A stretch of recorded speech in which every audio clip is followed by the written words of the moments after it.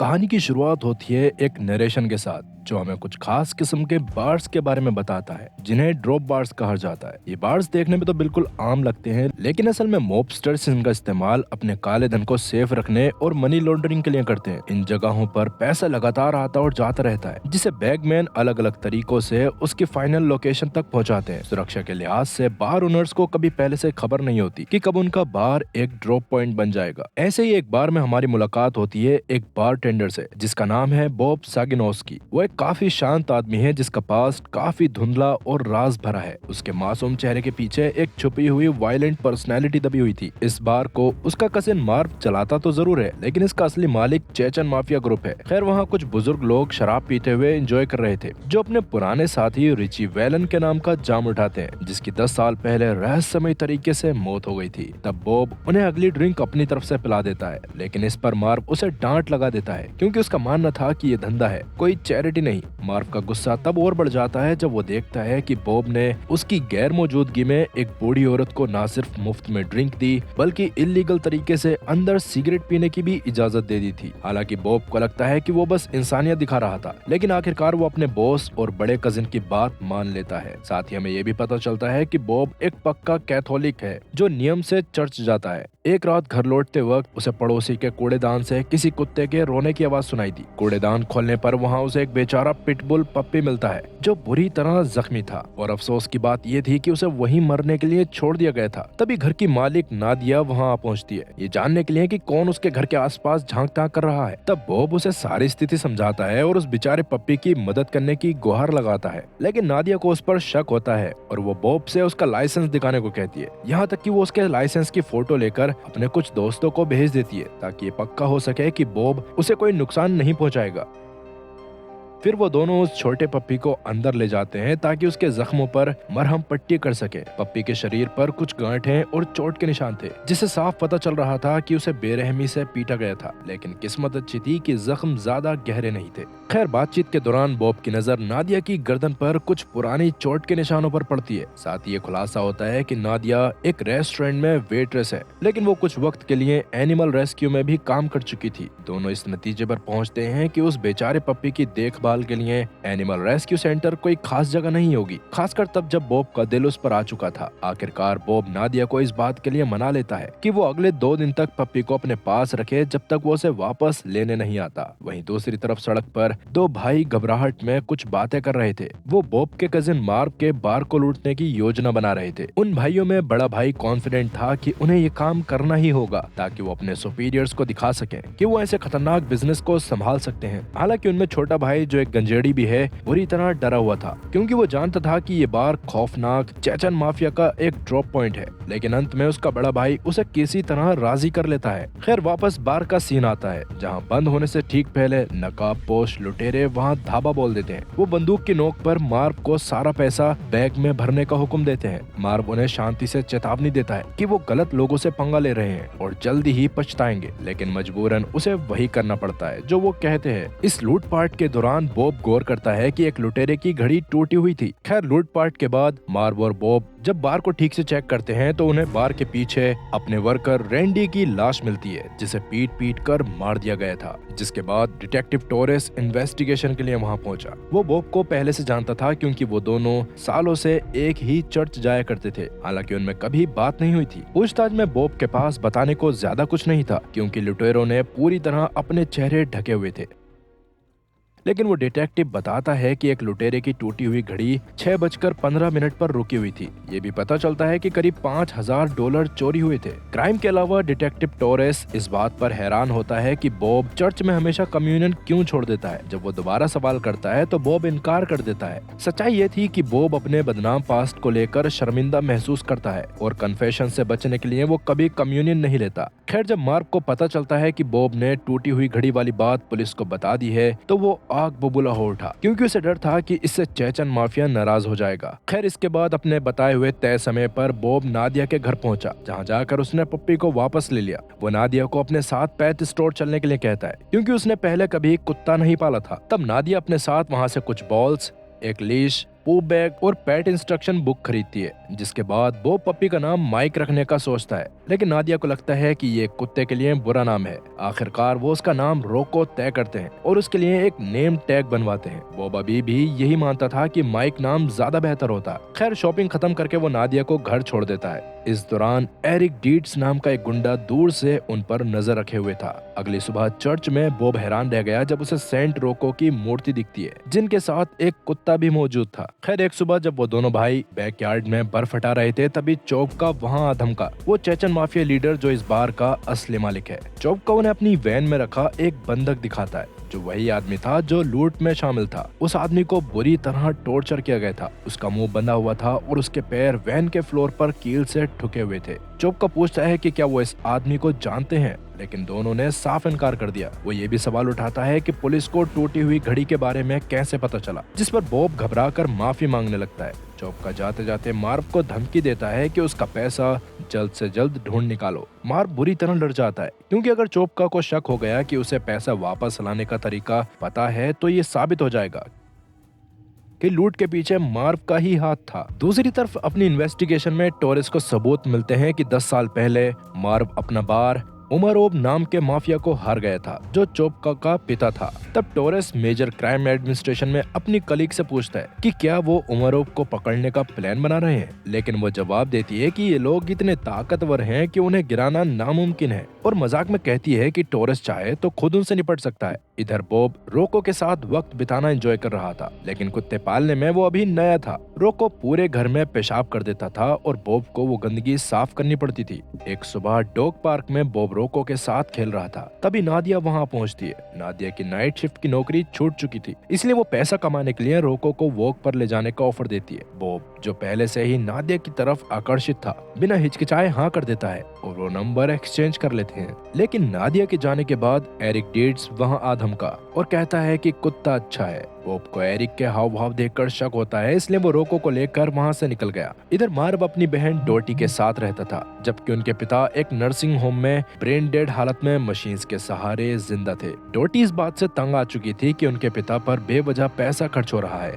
जबकि वो जीने की हालत में नहीं है। वो मार्व को सुझाव देती है कि मशीन्स हटा देनी चाहिए, ताकि वो दोनों यूरोप घूमने जैसे अपने शौक पूरे कर सके। लेकिन मार्व गुस्से में इनकार कर देता है। उसका मानना था कि उन्हें अपनी पूरी जिंदगी पिता के लिए कुर्बान करनी होगी, भले ही इससे उनकी अपनी खुशी खत्म हो जाए। इसके बाद मार्व एक लुटेरे फिश से मिलता है और यहाँ बड़ा खुलासा होता है कि असल में इस लूटपाट के पीछे मार्व का ही दिमाग था। फिलहाल वो फिश को बुरी तरह फटकार लगाता है, न सिर्फ उसके भाई की टूटी घड़ी वाली बेवकूफी के लिए, बल्कि इसलिए भी कि उन्होंने रोडी को इतनी बुरी तरह मारा कि एम्बुलेंस बुलानी पड़ी और पुलिस इन्वॉल्व हो गई। वो फिश को बताता है कि जल्दी ही बार फिर से ड्रॉप पॉइंट बनने वाला है और अगली बार लूटपाट बिल्कुल सफाई से होनी चाहिए।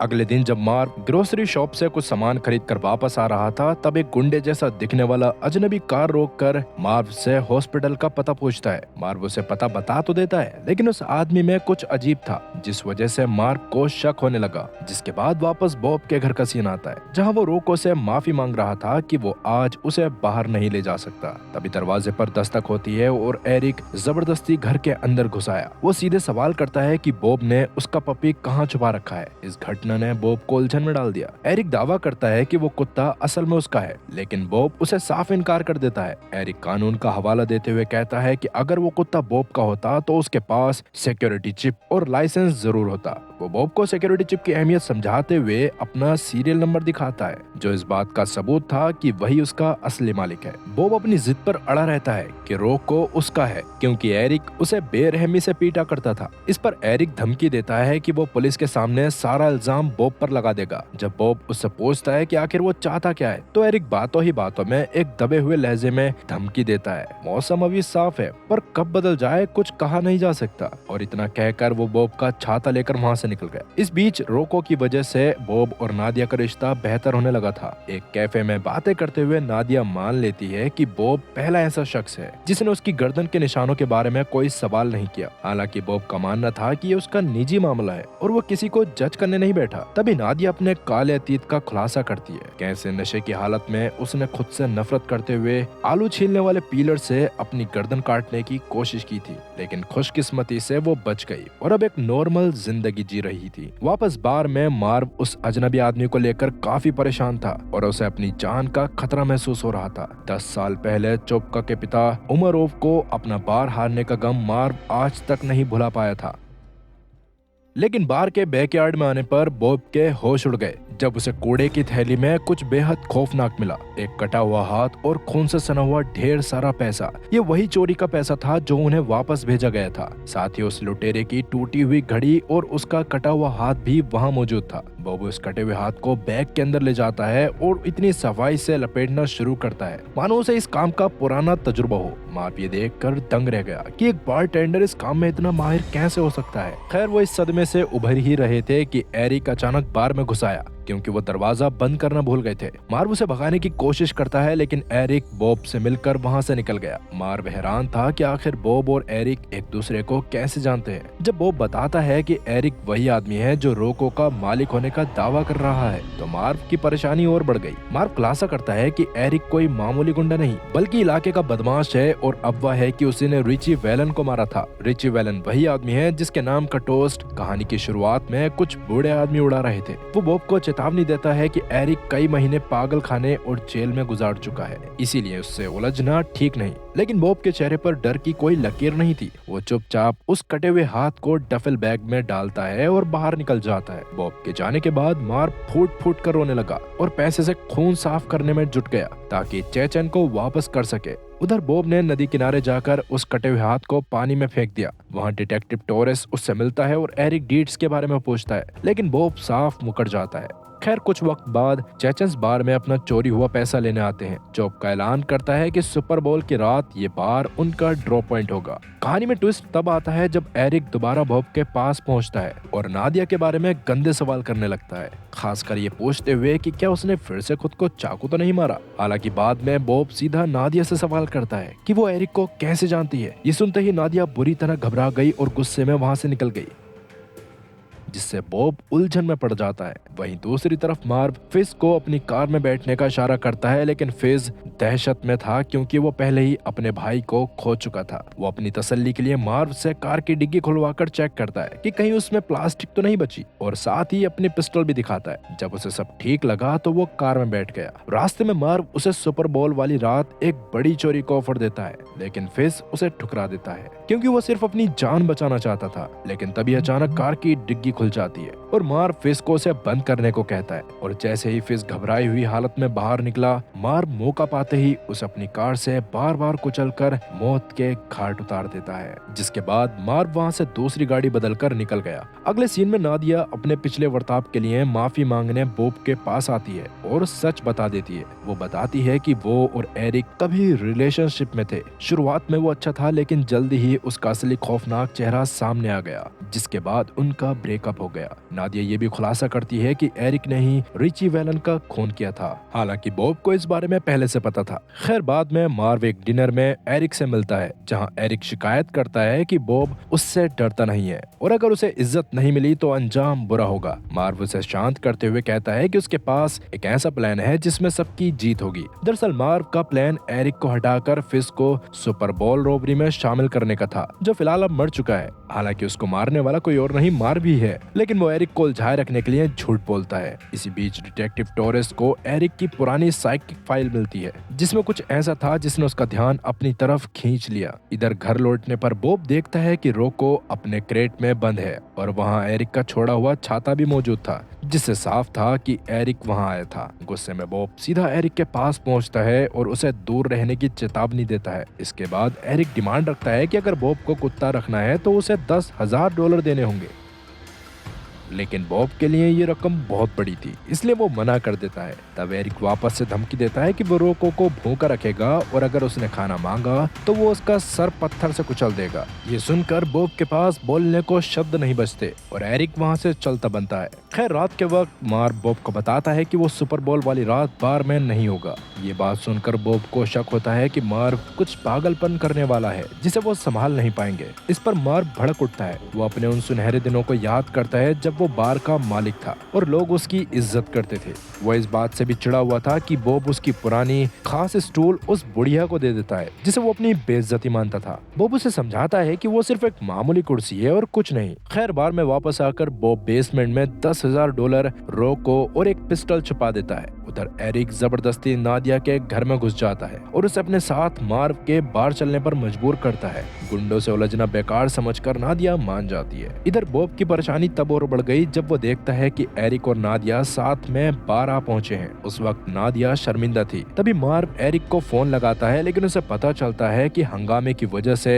एरिक पहले ही बार में मौजूद है। वो एरिक को खबरदार करता है कि बॉब के शांत और मासूम दिखने वाले चेहरे पर मत जाना, उसे कमजोर समझने की गलती मत करना।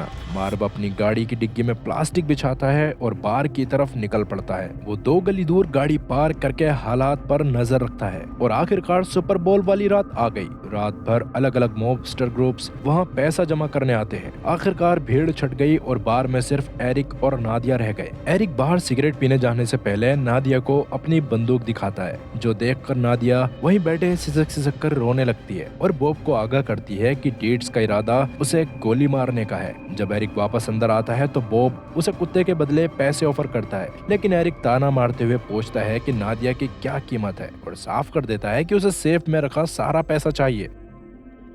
बॉब पैसे देने से इनकार कर देता है और रिची वेलन की मौत का असली सच बताना शुरू करता है। वही रिची जिसे मारने का दावा एरिक कर रहा था। खुलासा होता है कि मार्व को गैम्बलिंग की बुरी लत थी। रिची ने मार्व का कर्ज चुका दिया था, लेकिन वह पैसा मार्व के खुद के कर्जे उतारने के लिए काफी नहीं था। इसीलिए बॉब ने रिची को ढूंढ निकाला और उसके चेहरे पर 2 गोलियां मारी ताकि किसी को पता न चले कि उसने मार्व का पैसा वापस कर दिया था। तब बॉब एरिक से पूछता है, अगर उसे मैंने मारा है तो तुम हर जगह ये झूठा दावा क्यों करते फिर रहे हो? इससे पहले कि एरिक कुछ बोल पाता, बॉब निशाना लगाते हुए ठीक रिची की तरह एरिक के चेहरे पर भी 2 गोलियां उतार देता है। वो नादिया को तसल्ली देता है कि अब वो हमेशा के लिए सुरक्षित है और जा सकती है। नादिया को यकीन नहीं होता कि बॉब उस पर इतना भरोसा कर रहा है कि वो किसी को इस खून के बारे में नहीं बताएगी। वो बुरी तरह डरी हुई वहाँ से भाग निकली। तभी चेचन्स वहाँ आते हैं और एरिक की लाश को ठिकाने लगा देते हैं। चौक का जो शुरू से ही बॉब को पसंद करता था उसे ऑफर देता है कि अब से वही बार चलाएगा। वो बार का नाम बॉब्स बार रखने की बात करता है।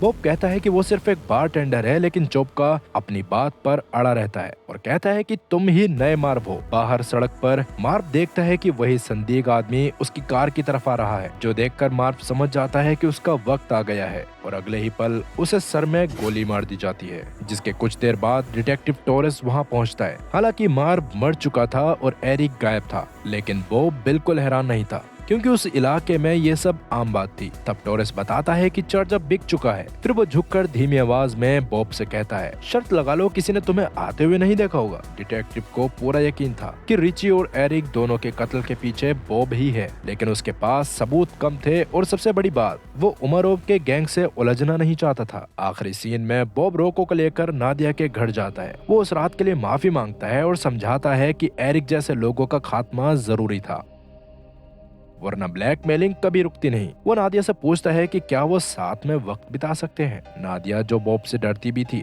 लेकिन उससे प्यार भी करती थी, आखिरकार मान गई और कहती है, रुको मैं अपनी जैकेट ले आती हूँ। बॉब ने एरिक को रास्ते से हटाकर साबित कर दिया कि वो सिर्फ एक मामूली बारटेंडर नहीं बल्कि एक स्लीपिंग जायंट था, जिसे छेड़ना सबसे बड़ी गलती थी। आखिरकार माफिया के लिए बाढ़ चलाते हुए भी उसे नादिया और रोको के साथ वो सुकून मिल ही गया जिसका वो हकदार था। लेकिन दोस्तों, जहाँ बॉब ने अपनी क्रिमिनल लाइफ को एक्सेप्ट कर लिया, वहीं हर किलर को ऐसा हैप्पी एंडिंग नहीं मिलता, खासकर तब जब आप एक ऐसी कंपनी के लिए काम करते हो जहां रेजिग्नेशन का मतलब सीधा मौत होता है। हमारी अगली कहानी एक ऐसे ही कंपनी मैन की है जो देखने में तो एक सिंपल ऑफिस वर्कर लगता है, लेकिन सूट बूट के पीछे वो एक कोल्ड ब्लडेड असैसिन है जो अब रिटायर होना चाहता है। पर सवाल ये है, क्या वो अपनी ही बनाई हुई मौत की मशीन से जिंदा बच पाएगा? ये जानने के लिए स्क्रीन पर दिख रही राइट साइड वाली वीडियो पर क्लिक करके पूरी कहानी देखें, और अगर नहीं देखनी है तो कोई बात नहीं, आप लेफ्ट वाली पर क्लिक करके कुछ नया देख सकते हो। खैर, तब तक के लिए मैं चला आपके लिए एक नई और मजेदार वीडियो बनाने के लिए।